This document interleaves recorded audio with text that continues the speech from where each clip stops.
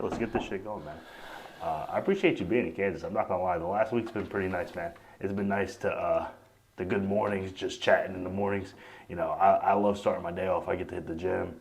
I go on a walk with Tilly, and then I come home. I get some shit done. But like, you come down around 7:30, 8 o'clock, and we talk. We just chatted up, and next thing you know, I'm in fucking training. The days are flying. So it's been I would say very healthy and very nice to have you refreshing in Missouri. I'm glad you're here. I appreciate that. It's a good way to start the day. Start the day with a good conversation, you know. Get the juices flowing. Yeah. It's also nice being in a new environment for me because now I can actually make a new routine. I've been writing down a new routine of like 3, 4, get it going. But I'm excited for the transition. I'm not excited for the 5 a.m. lifts or the 6 a.m. lifts. I mean, we'll see how that goes, but you know.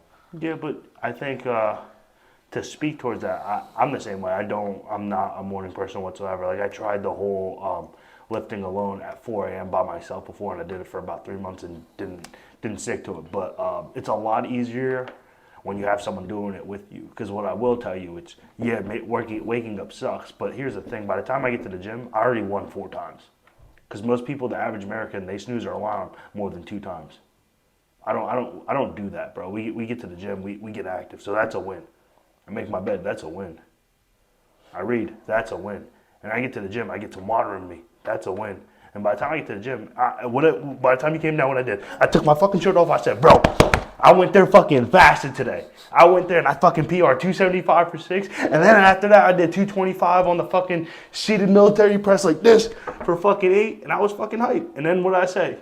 And then you went down and you said, I opened a can of worms that I shouldn't have fucking opened. And yeah, man, it's just been, it's been really exciting to lift around people, but it's a good balance because I lift with the 5 a.m. crew and then that's a different dynamic. And then I come home and, you know, it's just, it's been pretty good. I'm excited for the new spot, for the permanent, both in the gym and at the home. That's going to be the place to go. I'm excited to see all the, is it still going? Yeah, I'm just making sure the blue's on. Yeah. Just every couple of minutes we got to check on the blues on. But keep going, sorry. I want to check out all the new equipment. That gym is so dope, bro. Yeah, you walk in there and you automatically just like, your testosterone goes up like 100 points and a needle just automatically just sticks into your arm by accident. But it's dope. I'm excited to see how it compares because I'm used to Redcon so far. Yeah. So we'll see what it's kind of used to. I think they're similar but different. Yeah. I think how different can gyms really get when it comes to equipment? Like Redcon literally had every piece of equipment you could probably want. You said just about everything, but no plates. No, they didn't have lots of plates. Yeah, which is odd. But this place has plates on plates on plates on plates. I'm excited to see how the culture is because the culture is very important in the gym, right? It's like a 45 is a 45 anywhere on planet Earth. Mm-hmm. And like not for nothing, let's say if Planet Fitness wasn't purple and wasn't geared towards not me and you. Yes. If it was geared towards people who actually wanted to train and they change up the color schemes, like the equipment's not bad. It's some of the best beginner commercial equipment, should I say, across the board. It's really not bad, especially now $10-$20 a month. Like it's hard to find a gym that's $10-$20 a month. I was paying $85 at Redcon, and that was, you get what you pay for, but like the place didn't even have like a clean water fountain. Like you were drinking swamp water, and that was an $85 gym, you know. So it was. Yeah, I don't miss that, and I remember Powerhouse days. It was very similar to that. I guess I would say for me, Iron Revolution set the standard for what a gym should be, and what the community should be, and that community was somewhat good, somewhat bad. The problem with that gym to me was a lot of those people are very privileged. Families grow up with a lot of money. They're by the beach. They all got beach. They got multiple houses. They think everything's theirs. They don't know gym etiquette. So you know the young kids go in there and they think they think because they got a little bit of muscles and a little bit of likes and followers, they think they own the gym, but they don't understand that like regardless of your followers or your physique, your stature, because I have the stature, they have the followers. We can still be kind to each other. We can still ask, hey, please, can I take this plate? Motherfuckers, I remember this dude, he, at the time for Iron Rev, they had kilogram plates. I guess he bought them. But this motherfucker really, he came up to me and was like, yo, these are my plates. Like mid-set, we were hitting our tops. I was there with Mark and my boy Chevy and... like the guy telling you this owned the plates? Yeah. He was like, I bought them. Like this is when they first started. This is like when it was like a COVID thing. And I just looked at that guy and I said, first of all, you introduce yourself. Second of all, you say, hey, excuse me, how many sets do you have left with these plates? Because regardless of your plates that you paid for them or not, I'm using them. This is a public gym. You didn't have them on the lock. You didn't have them. You had them right there on the rack, and everyone uses them. He went over. He was laughing, talking shit. Came back. He was like, "Well, I'll take these fucking plates if I want them. You guys can use them right now, but next time, next time you want to use them, you better ask me." So, me having a temper, I just was like, I'm not going to beat the shit out of this guy, but I'm going to kill him with kindness. I remember taking the plates off, and his gym bag was sitting right here up front. I literally walked to the other side of the gym. I took every single plate and I just put it under his gym bag, and he was not happy. He was not happy. But that was like the people over there. Like, I've had multiple interactions with people like that in that gym, and the environment's good, the owner's good. The people who went when it was just the little warehouse, it was cool. It was a good vibe during COVID. But man, the influencers just they kill the culture sometimes. And and that's not me hating on the younger. That's the old influencers and the young influencers. But they sometimes, man, they kill the culture not understanding gym etiquette. And that's so simple to me. Are you using that machine? How many sets do you have left? Like, you're not a creep for doing that. 1, 2, it's like if you ask someone politely, they're going to give you a response politely. But like, if you come to someone charged up with an answer like that, you're potentially going to get beat the fuck up. And I think that's what people need to realize. Like, a lot of these kids haven't been punched in their fucking face. And one of these days, one of these influencers are going to get the shit beat out of them by some just dude on fucking a bunch of testosterone. Or just, maybe not, just he's going to catch the wrong Spaniard one time. And that dude's going to uppercut the shit out of him. And he's going to really regret it. So, like, the biggest thing about it is that gym etiquette is just etiquette. It's the same thing, just in a different location. And even in people who aren't influencers or higher followings, things like that. I was at LA Fitness when I lived in Delray, and this was in Delray Beach as well. There was he's probably like 22 or 23. He was talking to his friend while on the machine, and this older woman, probably 60 or 70, got on the machine and started using it. He stopped her mid-set to tell her he was still using it. She was like, well, nobody was around, you weren't on it, and you were having, I just saw you were having a full-blown conversation. And he was like, yeah, but I was here, and actually had like a 70-year-old woman, asserted himself as a 22-year-old man to have a 70-year-old woman get off a machine and move. And I watched it, and I was like, that's I want to beat the shit out of that kid. I want to take that 45 off of there, and I want to make sure he never goes to the gym ever again. He gives us good gym goers bad reps. Bad reps, for real. I think that's where divides comes. Like, the gym bro really get when I was lifting, I was always a gym bro, but hated being called a gym bro because of what it came from. Like, the gym bros, I was not stupid. I was not a douchebag in the gym. I'm a dickhead. There's a difference. A douchebag knows they do it on purpose. I'm just authentic. Like, if you say something to me that makes no sense, I'm gonna say that makes no sense to me. Like, that's point blank period. But the highlighted interaction is after it happened, because I was close to him. He turns around and he's like, "People, right?" And I didn't even say anything. I was just like, "Ow." I couldn't even. That doesn't really happen out here. I have zero bad gym interactions here, and that's going 7 days a week for 4 or 5 months. That was when I was going 5 days a week. That's when I was going 4 days a week. Like, I've always been going to the gym since I moved to Missouri, and not one single bad gym interaction. It doesn't matter where I went to. There was some select people in Redcon, but it was more so there was a few guys who would, their whole workout was taking 3 things and supersetting it. It didn't matter what time of the day it was. And if you go on it, he'd be like, "Hey, I'm on that." I'm like, "Dude, you're doing 2 other things. You can't." I never really understood that. So once it happened with one of those guys, with each of them, I just avoided them. I'm like, all right, I'll just do something else, because these guys are obviously not happy with their lives, and I don't need to. Yeah. I'll just leave them alone. They can do whatever they want. It's not. Even this gym we'll be going to, dude, I went to that first experience, and I worked in 3 or 4 different times with 3 or 4 different people. Everyone's super nice, swole. Just, I think there's a different. It's just different out here, brother. I can't explain it. Like, all in all, whether it's the gym, whether it's the people, whether it's the food, just all of it is better, brother. Well, the only thing that I miss is my family, my girl. That's it. Yeah. Family, my girl. If they could be here right now, that's it. That's what I'll take out of there. And that's about it. I don't miss the East Coast. I don't miss Jersey. I sometimes, when we were looking for getting a place, I just I just did a quick search to look back home just to remind me of like, oh, we're doing really good right now, brother. Well, even Like I did a quick search. I was like, because we're looking for like a 3-2, a 3-1. We found a nice place too. Sure.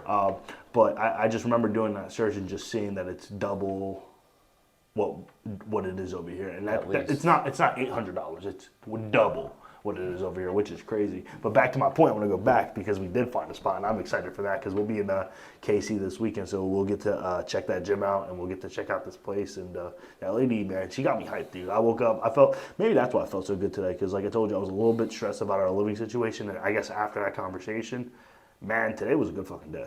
Well, it's super nice to have an interaction with somebody who's a regular person. And she was the property owner. She picked up the phone. She's like, yeah, this is me and my husband's first property.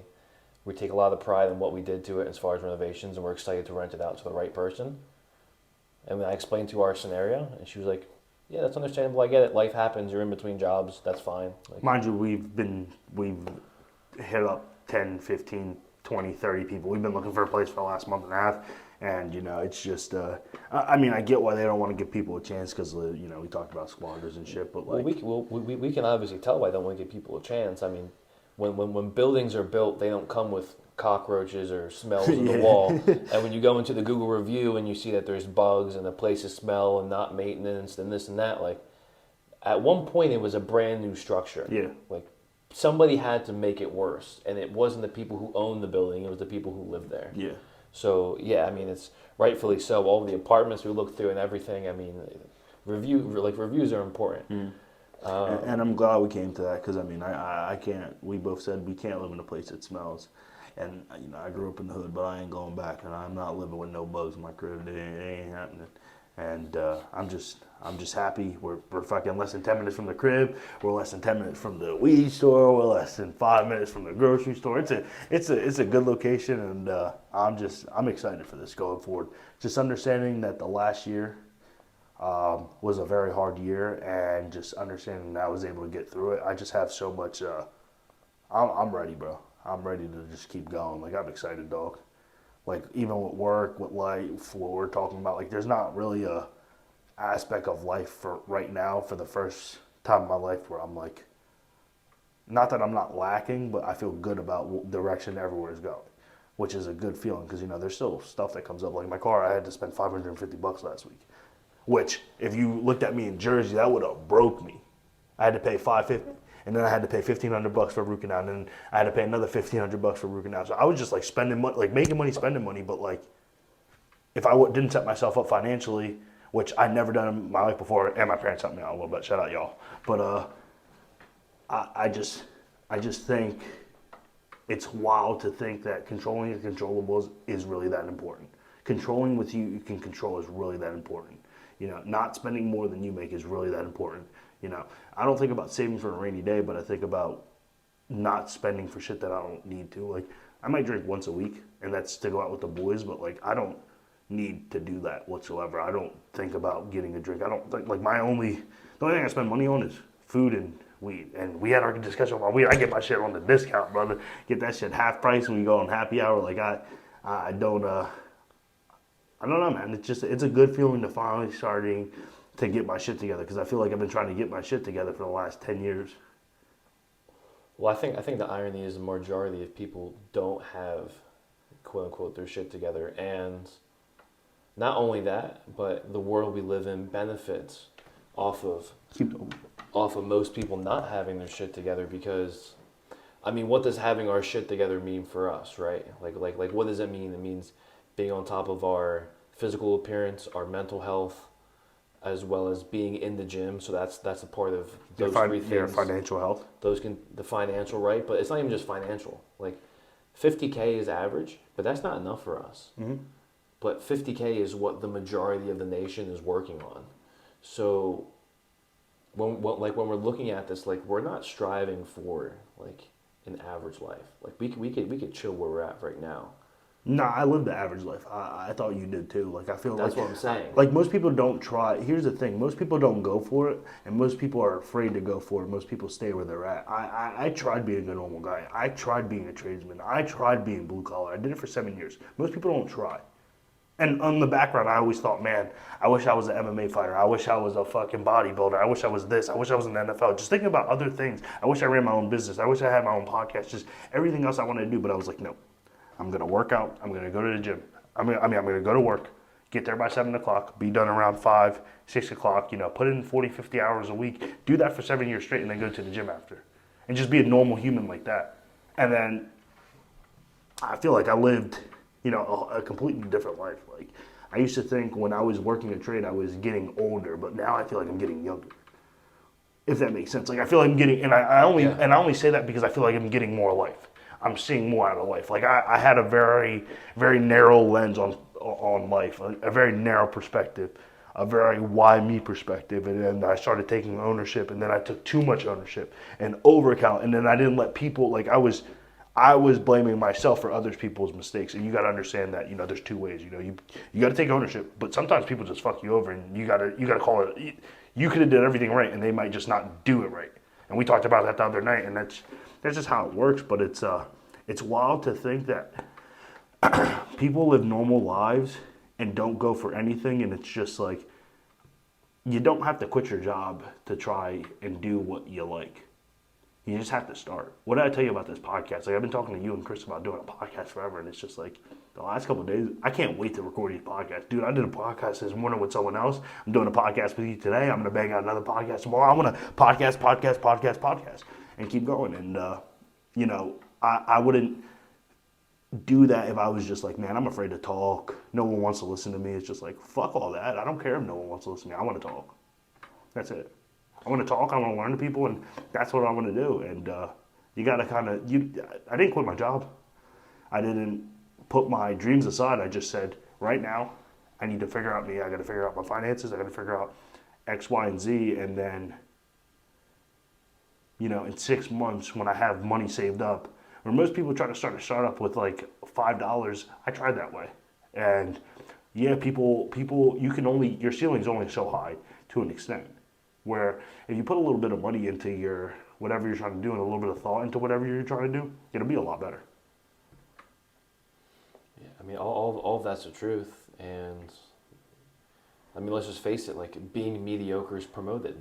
Yeah, and I can't stand that shit. Like, We're talking about this, and like I want to take my shirt off because I'm just like not hot because it's hot in here, but like my internal temperature just went from 68 degrees in the crib to I feel like it's 105 degrees because I can't stand mediocre because I was mediocre and I was below mediocre. And I'm sure you could attest to that as well. But like, dude, at some point you got to look in the mirror and say, dude, this is not okay. Mediocre is not okay. And if you're happy, we're not talking to them. This is me and you talking about us. So I'm not saying this to offend anyone. If you're offended, that means you should look yourself in the fucking mirror and do something about it.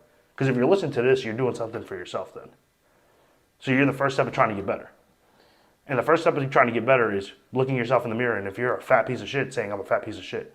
If you're a skinny little bitch, you're going to say I'm a skinny little bitch. If you're a cheating ass dude, you're going to say I'm a cheating ass dude. If you're a fucking cocaine addict, you're going to say I'm a cocaine addict. And then you're going to figure it out and go forward. But until you say that and say, oh no, it's not okay. Like, through my journey, you know how much I love weed. Stopped smoking weed for 2 months. Started smoking weed a little bit. Then I stopped again. I was just like, I can't be doing. The only time, for me, like, you shouldn't be doing vices when life is bad. That's when you need to control your vices. People say you shouldn't have vices. I think it's okay to have vices, but you have to have control of those vices. The second those vices control you, and you're using them when you're in a dark time, that's where you get fucked up, brother.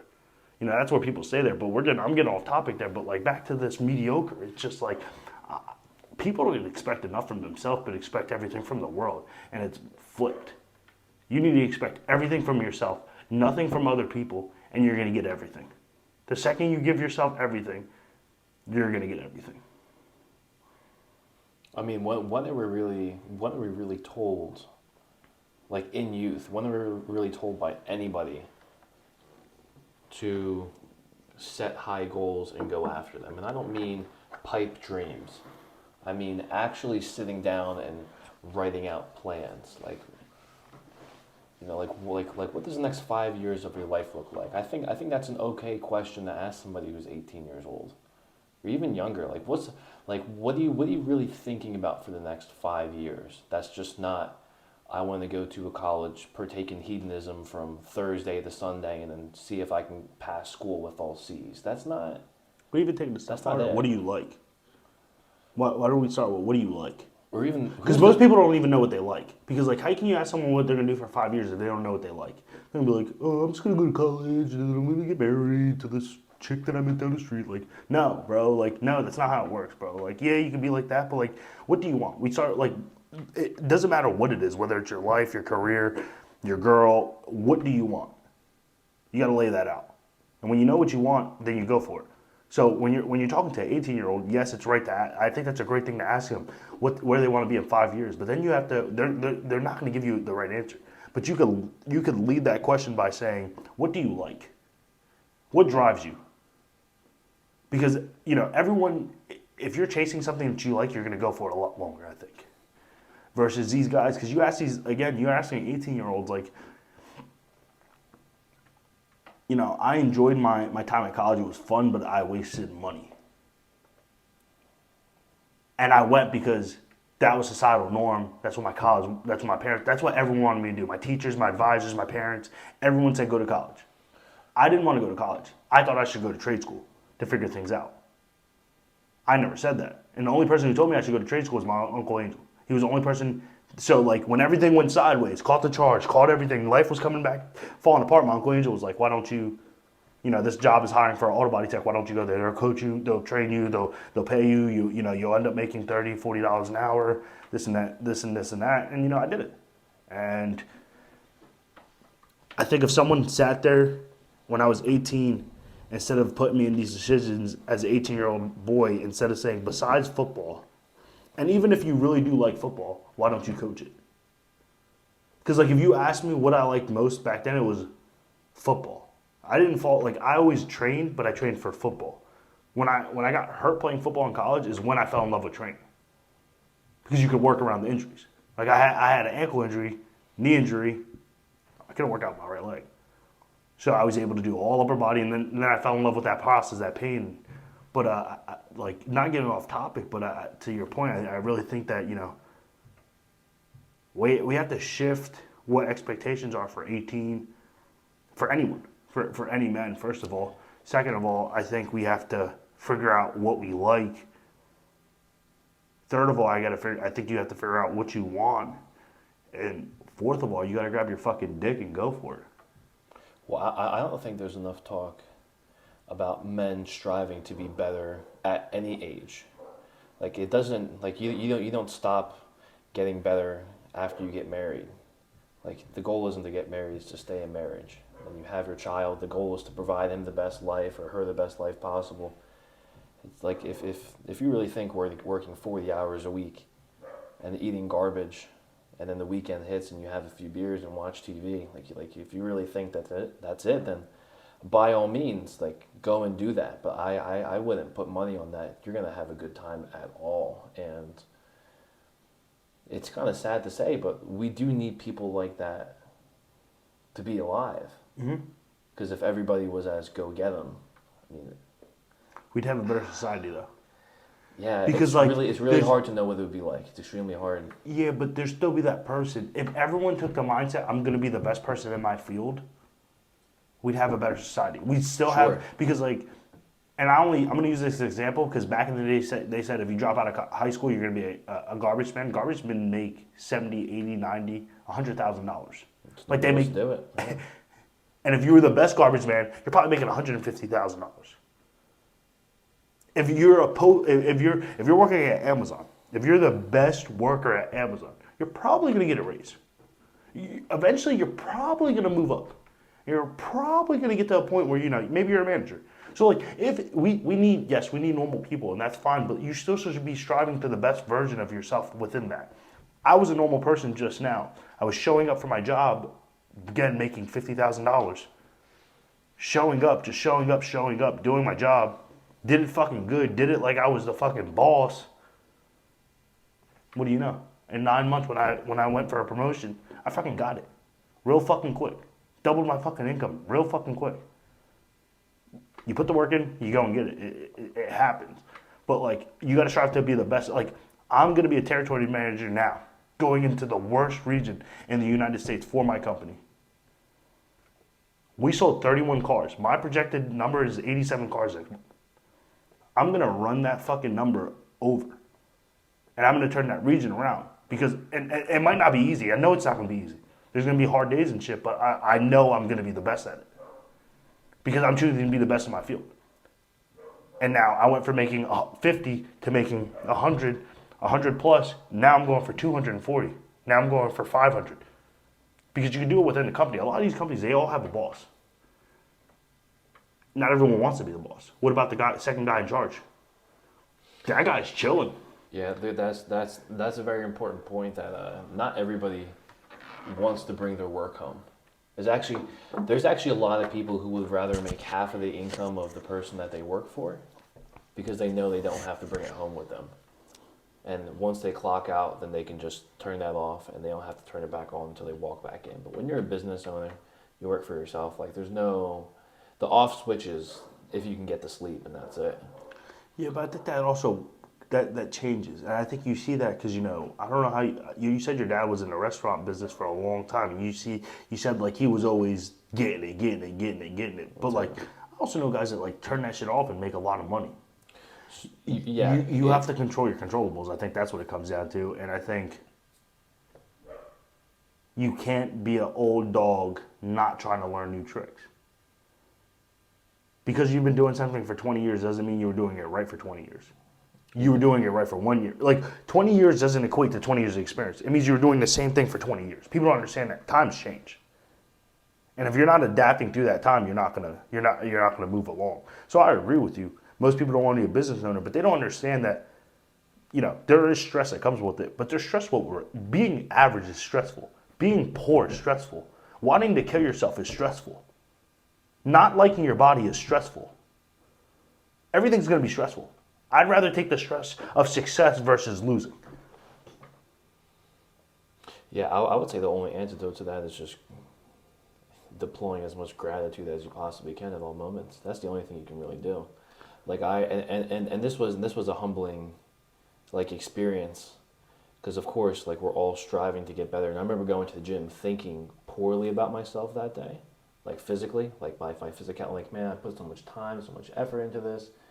Why do I not look so good? Blah, blah, blah. I should be better. All of these things, right? It's all nonsense. But I got to the gym, and then I saw, I'm not sure, I believe his name is Nik as well. I haven't seen him on social media in a while, but he was a Recon athlete. It was a kid, he doesn't have any legs, and he doesn't have an arm. Like, he just has one arm. Well, that sounds crazy. He only has an arm. He's like 30 years old. He only has an arm. And he asked me to help him with a cable. And at that moment, I was just like, I need to just shut up. Stop being a little bitch. I need to I saw that happen and I was just like, I was really complaining and I have 2 arms and 2 legs. What am I? So my point is if I deploy some gratitude, like, I'm not where I am now, but it doesn't mean I can't get there one day. And I'm happy that I have the potential and the ability to ever get there one day. It's like, he's never going to wake up and be like, I'm going to get 2 legs. Like, it doesn't exist. Like, maybe in technology in the future, but I certainly can wake up and, like, think of the body I want and work for it. Like, he can't even work for it. Yeah, but that dude showing up to the gym, because this is a twofold. It's like, think about how much that dude loves himself. He's got to love himself if he's there.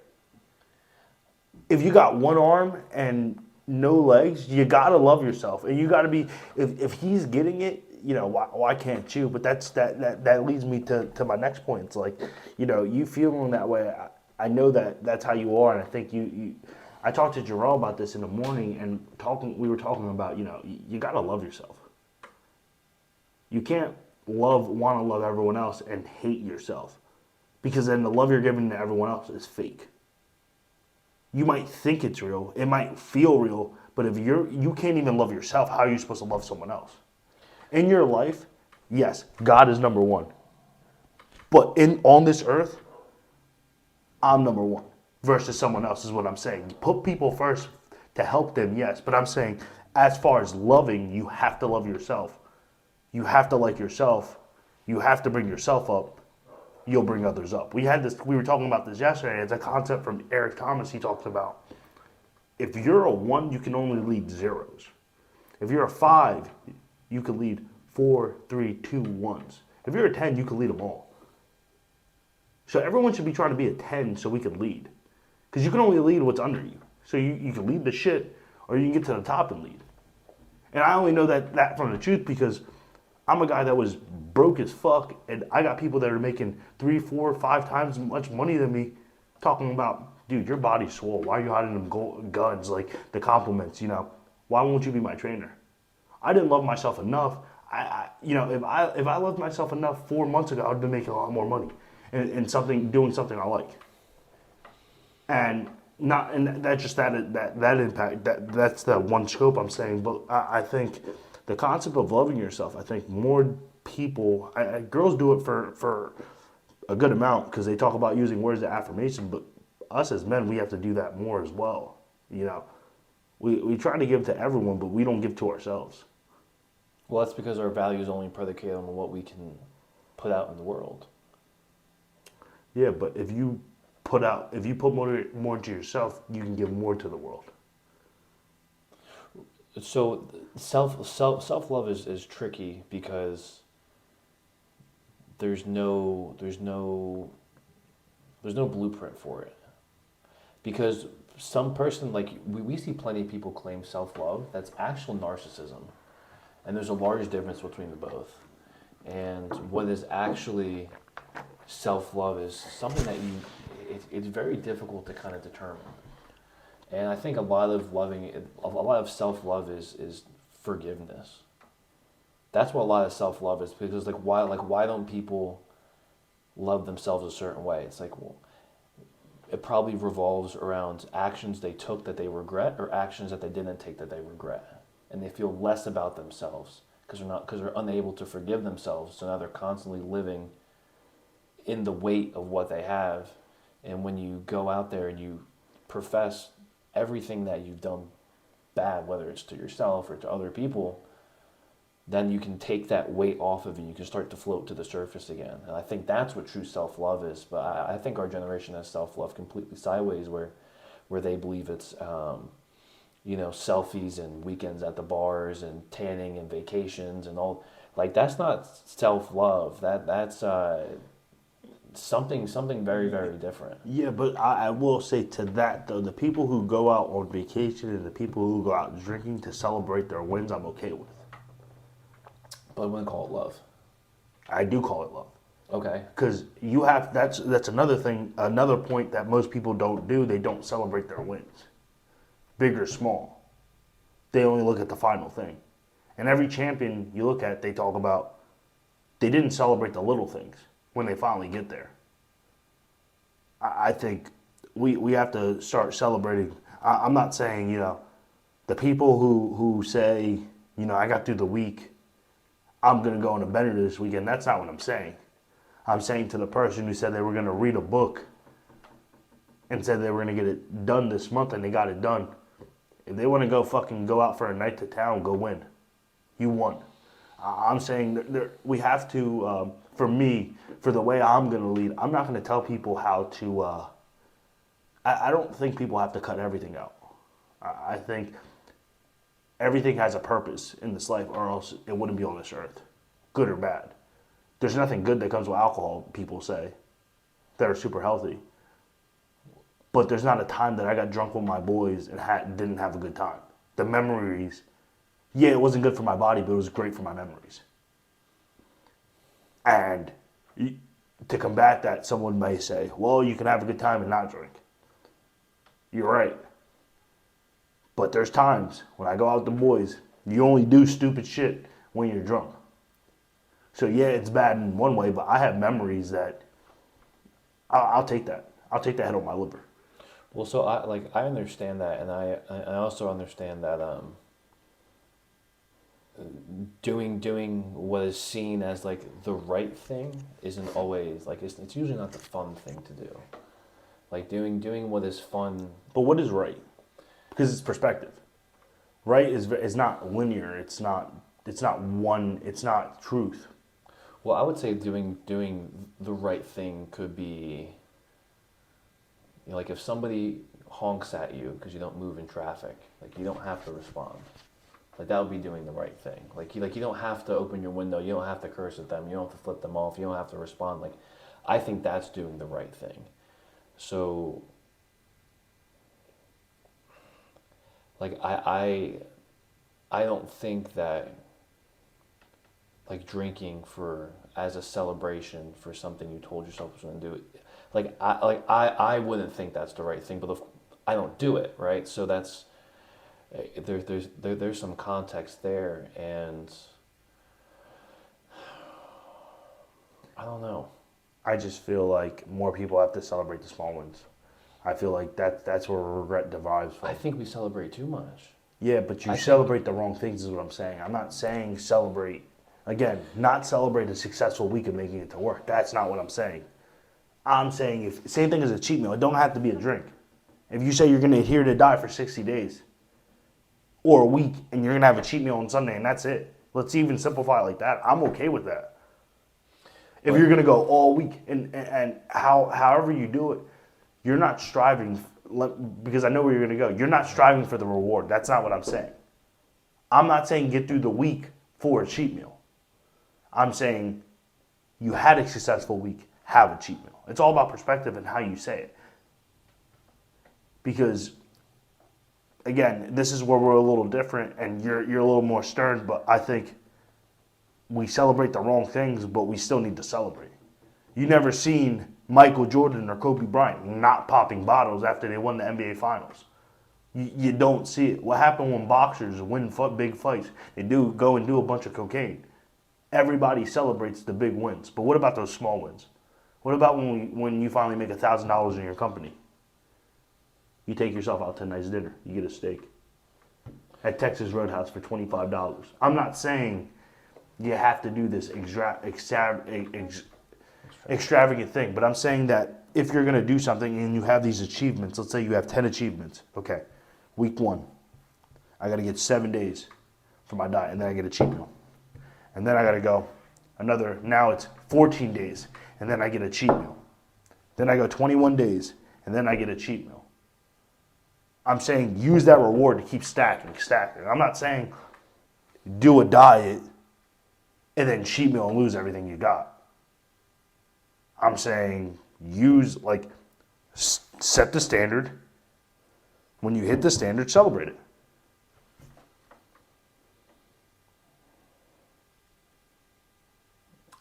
I see the success of you getting through it as the reward. Like if you say, oh, I'm going to stick to a diet for a week, you did it for a week. Good job. Yeah, but that's not enough. That's it. And like maybe it's not enough for some people. It doesn't make them weaker or anything like that. But I'm talking about at a major scale. I'm not talking about Nik Skopas. People aren't built like you. Yeah. People are born, people are built. You were born with that. Some people, we're building people right now. You can't build that into someone. It's not possible. They got to want it for themselves. They can only build that for themselves. And the irony I'm saying it in a logical way where, like, again, I'll keep going back to it. Training 5 different people, 5 different bodies. The main focus, weightlifting, not the diet. They all transformed their bodies. Yeah. They all celebrated by drinking. They're still hitting PRs. They're still getting better. They didn't fall off. They're only getting better. But you have to reward the work or you're not going to keep going. Because at some point you're going to get to a point where the work just feels like it's linear. But is the transformation not the reward? Yeah, but you're celebrating it. And that's something that's tried and true. Whether it was a conqueror back in the day, Alexander the Great taking over something, he celebrated the win. Well, whether it was a fictional character, Thor, celebrating a win, they all got drunk. Whether it's someone winning a championship, they all get lit. Whether it's the Mr. Olympia, they all go out to the nightclub. You got, no matter how you look at it, it's very the same. history repeats itself, but they're all celebrating wins. When they won the war, they celebrated wins. Nowadays, we don't do that. I guess I'm just not a fan of like celebration in the context of substance use. Yeah, but that's also because you weren't an athlete, a team athlete. Like you said,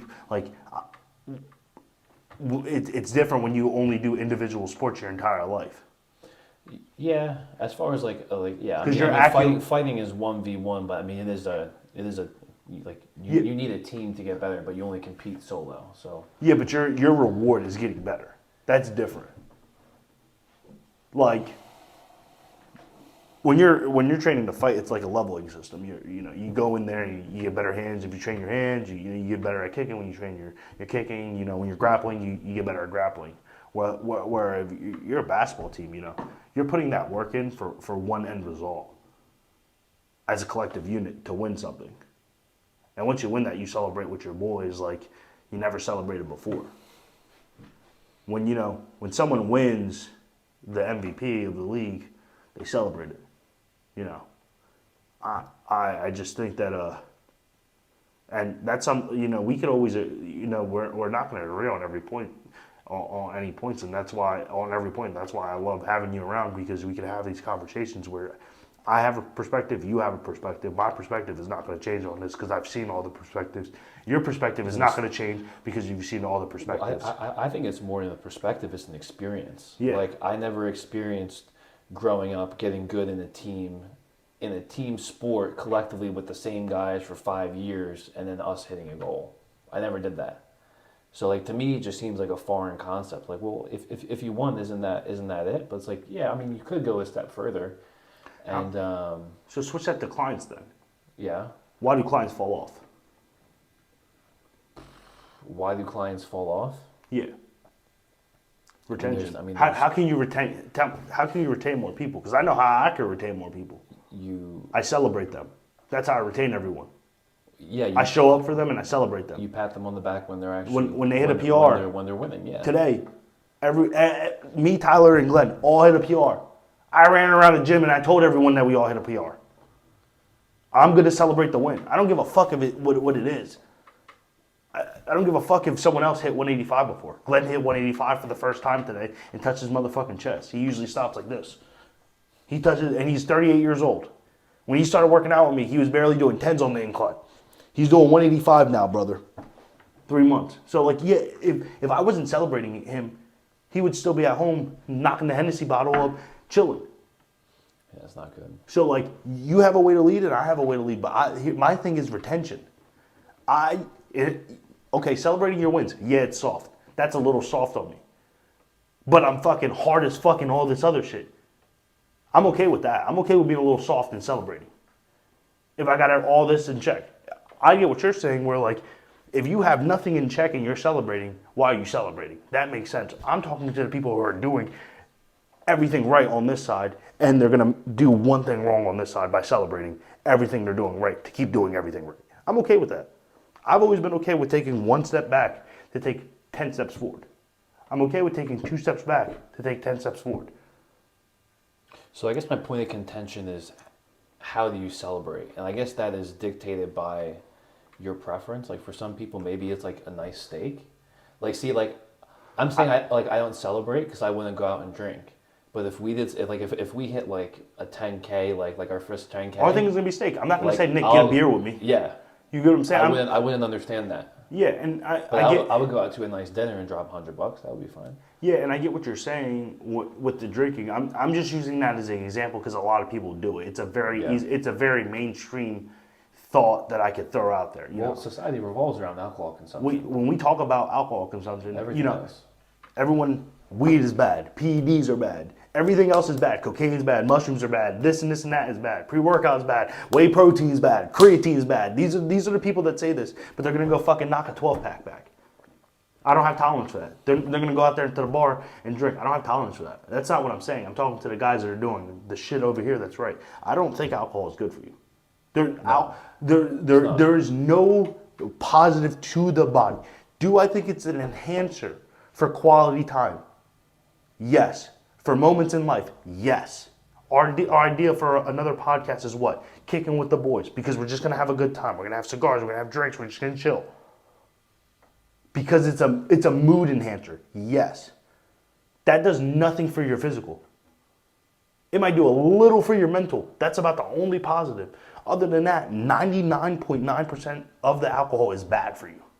It has no benefit. You're going to go to the bar, you're going to get hammered, you're going to end up with a 2 that you're going to regret the next morning. Or you're going to get hammered, you're going to throw up. You know how many times I threw up and I felt like shit and I still drunk the next week? Probably a lot.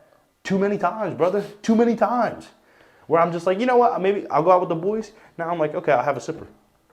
I don't need to say no, but I'll just have one. What I would say is the one benefit of altering your consciousness from whatever avenue drug it is that you actually get to select, you get to remove yourself out of your head sometimes.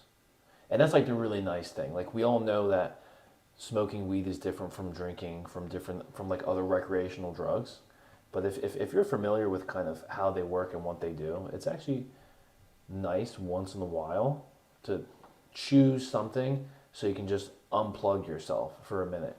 Because, I mean, man, how many, like, I don't smoke weed anymore. I haven't smoked weed in 6 or 7 years now. But like, For now. But what I would say is there was definitely times where it creates a perspective where you can sit back and reflect, and it actually alters your brain, which alters the way that you think about things. You can go, man, like maybe I was in the wrong at that moment. Like you can use substances for constructive ways. I believe most people don't know how to use it in a constructive way. Correct. So, like, for you, like, I know you enjoy weed. Yeah, you watch all the time, but you know But you don't sit on the couch and drool after you You're do watching me still fucking be a normal human. And you do it, and then you get amped up, and I gotta, like, buckle in and ready after it takes a sit, I gotta sit down and buckle up and go, all right, what's gonna happen next? You know, and usually it's some good stuff. Sometimes, you know, you start flexing or whatever, and it is what it is, but it's all over the place. But my point is, I think that there's a time and a place for everything, and I think that you can be dealt with like some very stressful situations in life, and you actually need to think about things differently. And it's like, well, you can induce yourself to think different things, and I think that's a benefit. Like you can actually change your perspective. That's why people enjoy psychedelics so much. The problem is people get hooked to that, and you got to understand that and that's me talking. Fucking when they put a drug test, they have 4 things. It's like mid-user, frequent use. Like I'm the bottom. I'm chronic. Like fucking I did cranberry juice for 3 weeks straight. Took 4 drug tests. I was trying to get another job at the time when I was trying to get that car sales job. Okay. That I got it and then turned it down, but then I failed my drug test either way, so it didn't matter. But dude, I did cranberry. Yeah, chronic of the chronic. Cranberry juice. Yeah, it's good for your system. And then I did a detox. For 3 weeks straight. That shit don't work. Yeah, I still failed. So chronic of the chronic. But to my point, it's like I use it as a tool though. Like I don't pop pills. Like one thing I don't talk about is like things that I've tried in the past because I don't give people ideas. This is the one thing that works for me. I have ADHD. Adderall prescribed. I don't use it. Because I know what that does for a lot of people. Adderall is cocaine. People don't know that though. And they're just feeding it to their kids, feeding it to people, and feeding off of that. If you can do it, fine. I'm not judging you, bro. And that's not me talking to you, that's me talking to them. Like, I smoke weed. If you judge me, I don't care, but I'm going to tell you right now, I'm going to show up to work. I'm going to show up to my lift. I'm going to get my shit done. And that's it. I don't know let it affect me negatively, but that's also... because I use it as a tool, where most people are like, very rarely do I say, I'm just going to get stoned all day. Well, very rarely do I just say, I'm going to smoke a whole blunt to the face and just be nuked. I'm like, I'll take 2 hits. That's the problem. People like the feeling too much. It's like, I want a little bit of the creativity, a little bit of the freedom that it gets from me, because like I have this constant anger inside of me. And it's funny that you say that, because like, you're like, sometimes he gets high and he actually gets more amped and like I come in, I take my shirt off, I'm like, I fucking got it today, bro. Like I just get in the fucking zone, and it's just it's a mood enhancer. Like I'm already happy, but it just makes me feel like it's okay to feel the way I want to feel. Where people try to make it they use it for the opposite. They want to use substances to not feel anything. I want to feel all of it. I think as long as you can continuously, objectively say and know verifiably that whatever you're doing is actually contributing to progress, I don't see much of an issue with it. Yeah, I mean, in my case, for me, Well, the reason why I say objectively is because people think, like, how many times have you been drinking and then you go to drive a car because you think you're okay, but you wake up next morning and you're like, man, I definitely wasn't okay to drive a car. But in the moment you were. So my point is like, obviously the use of any recreational substance can kind of alter your perception of what you are. But my point is, like, if you start doing something and you start making $10,000 more a year, and you can and you can verifiably say it's attributed to this, it's really hard for somebody to say then you probably shouldn't be doing it, even if they don't think you should be doing it. Testosterone, for instance. You know how many of these car guys are on fucking testosterone? They're in there juiced out of their fucking mind. They're cheating. They're cheating, bro. Well, I mean, they're cheating. I mean, cheating what? You know? You know what I'm saying? Yeah, I mean, there's a lot of ways you can leverage it. I mean, hormones are one of the most important things. That is the most body. hot topic right now, and we're not going to get into that right now. I think we should be wrapping this up. But where I want to gauge this in right now and loop it around, I think, is the main topic. Like, the podcast is pain breeds greatness, and I've dove into what my relationship with pain is and why I believe that, just because of the people I watched in my life who I looked up to, and what's your relationship with pain? My relationship with pain. I mean, I don't think there's a limitation to the relationships of pain. How do you use it? What is your thoughts towards pain? How do you use pain? How do you view pain? Because some people would say pain is weakness leaving the body. Today, how I view it, I just say thank you for whatever it is. And use it as a tool. Can I do something about it? Yes or no? Yes? Okay, cool. No? Okay, cool. I do my best to not let it affect me in any negative way possible. Because, I mean, like, the move down here was painful. The situation leading up to moving down here was painful. It's like, okay, so what? Like, now what? Okay, what's going to resolve this pain? It's like, success. It's like, what makes a story a happy one? What makes a story a sad one? It's the ending. If the lights cut off, if the lights cut off at the most tragic part of the movie, then that's a sad movie.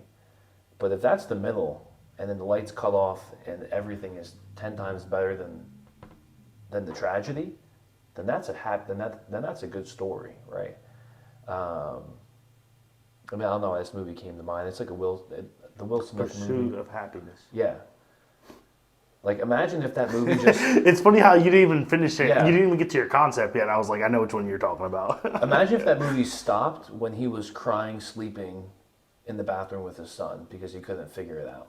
Like, that would be a tragic movie. Mm-hmm. You'd be like, that's it? Like, that's how life ends? Or if he got hit by a bus or something, right? But, like, no, what happens? Like, he grinds through it and he figures it out. So now, because I know that whatever pain I'm experiencing isn't the end, I know that my story isn't sad. And that gives me one more day, one more opportunity to make it the story I want it to be, to make it a happier story. So I'm like, hey, I'm 30. I'm going to try and stick around until I'm at least 90, if not older, hopefully. I go to sleep hoping that it's not my last day, and I wake up grateful that it isn't. If the pain's still there, then it is what it is. If it ends that day, then I guess it was a sad story. And if it doesn't, then good. This was Pain Breeds Greatness. My name is Alexis Santiago. This is my boy Nik Skopas, and I really appreciate you for taking the time out of your busy day to hang out with me. Now go get your lift, my boy. Amen.